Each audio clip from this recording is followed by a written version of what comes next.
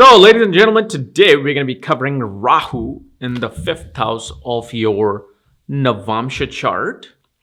And what happens when Rahu is in the fifth house of your D9 Navamsha chart, which is one of the most important charts in Vedic astrology, which kind of shows your married life, the strength of your planet, who you mature into, is the path that you lead on. Okay. And as always, if you do not know what planetary alignments you have, in your D9 Navamsha chart, check out the links here. Check out my full astrological report under option 5 in the shop section at astrologycares.com, along with my reports and consultations, and link to my academy, Magavedic Astrology Academy, where I'm teaching divisional charts, which you can always catch up to just by joining the academy. And also to my students, I'm going to be teaching you today or sometime today in the school a technique of cusps. Beautiful technique. But anyway, let's talk about Rahu in the fifth house of your Navamsha. So this is simple, very simple, but a little tricky. Boy, do I contradict myself in astrology. This is simple, but a little complicated, okay? So you got to understand one thing about Rahu. Rahu behaves like the sign it sits in, the lord of the sign it sits in. So for example, if Rahu is in the sign of Aries, it's going to behave like Mars. If it's in the sign of Libra, it's going to behave like Venus.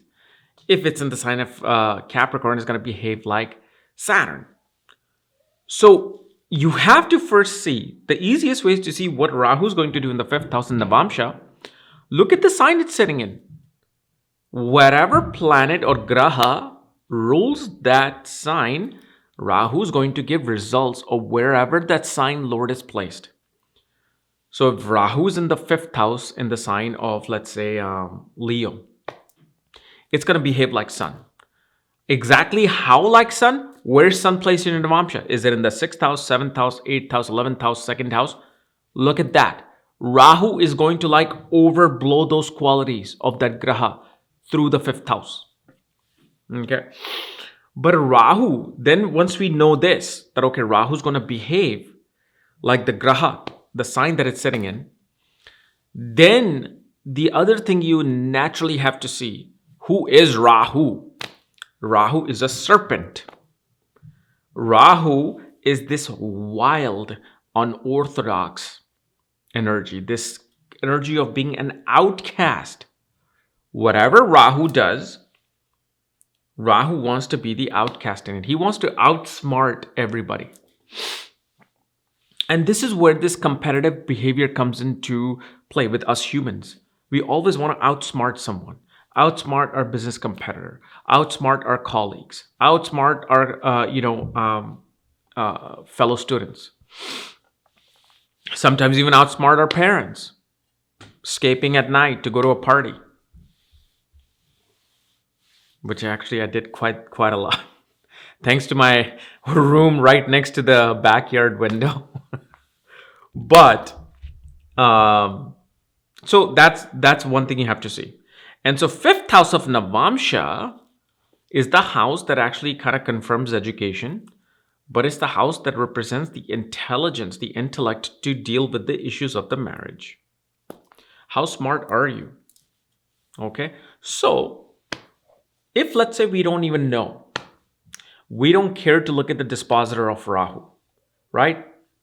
Because again, it could be in any place. And this video will become like a 12-hour, video to show you what will happen if the dispositor here and for which ascendant. Let's just leave that. Rahu just being in the fifth house. Obviously, the native becomes extremely smart. In a way, extremely,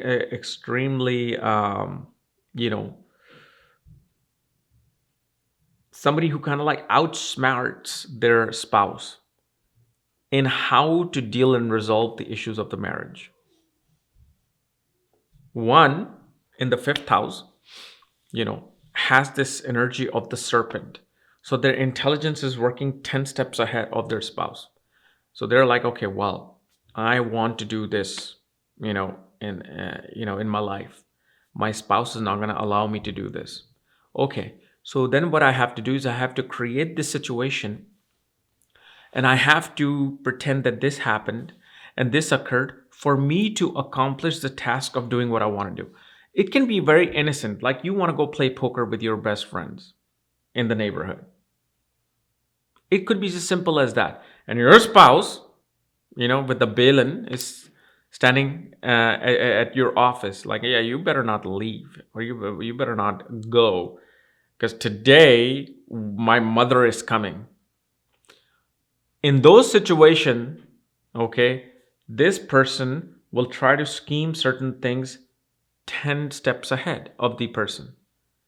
So the person, whether it's a spouse, like a male or female, they can just somehow get through it. The snake kind of like crawls in and gets what it wants. It gets that egg that it wants to eat. And when it comes to, the romance of the marriage, okay, when it comes to romance of the marriage, most definitely it'll be the most wildest way of feeling that entertainment of marriage. The person will kind of summon you into their own wild world, very unorthodox world, and how to express that, that romance. Now, that romance, depending upon where the dispositor is placed, can be like a Hollywood movie. The rainy scene with the umbrella and the city lights, like the La La Land. Or it could be something as wild as Pulp Fiction. It could be something as weird as Sideways. So it's very unpredictable energy with Rahu. How this person is going to behave in a romance with me is very unpredictable. And usually, yes, the person does become quite ruthless at times in the fifth house, because fifth house is naturally the house of intelligence. And when you have a serpent sitting there, the original just energy of the serpent, you can't just put your hand out in front of the cobra and expect it to not bite you just because you're worshiping Shiva. You see how we work, especially in India. Well, I worship Shiva, so if snake come in front of me, I'll be easily able to live. You don't know that. You just don't know that. It's unpredictable. If it's a dog, it's easy to know if the dog is ready to bite you or just want to just be with you. With the snake, you just don't know. You have to be having such a high intelligence, you just don't know. So it's a very unpredictable, person where on one side they're very romantic, on the other side they're about to just sting you. And usually one becomes very good with either, in terms of education, like information technology, aerospace, psychology. One may even obviously go into a cult, with this Rahu. Again, you got to see if it's a technical sign, non-technical sign, semi-technical sign. So again, this is the type of energy. No matter which house it's placed in, it's going to do exactly what I'm describing you. Obviously, it'll be different because it's based on the house. But because it's in the house of intelligence, it's like, unless you have the same Rahu, or your spouse has the same Rahu, you will somehow try to outsmart your spouse in the marriage. And one thing we also see with this Rahu is that the relationship with the eldest sibling will be complete disconnect. Probably because your eldest sibling may have cheated you somehow. And within the context of marriage, you love to express yourself, or especially there's a lot of foreign travels in the marriage. And one actually gets fame through marriage, fame through partnership.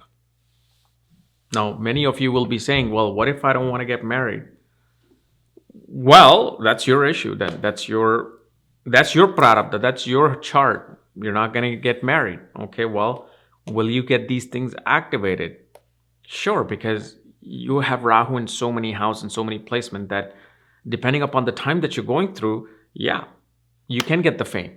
Rahu is not always the significator of fame. Moon is actually really the strong significator of fame. But remember, Rahu is the node of the moon. It like explodes that quality of the moon. That's why you get the fame. But moon, like especially when moon ends up in 10th house from any Dasha Lord planet, it explodes the fame of the person. But anyway, that's a different discussion. So I hope this has helped and given insight into your Rahu in the 5th house of Navamsha. If you're new to my channel, subscribe below. If you want to know where your Rahu is placed, all your astrological details, check out the links here. Check out my academy, where again, you don't have to, there's no batches in this academy. Once it's done, you can join 50 years from now and you'll be able to see the exact same things as all the students are viewing. Okay? See you later. Bye-bye.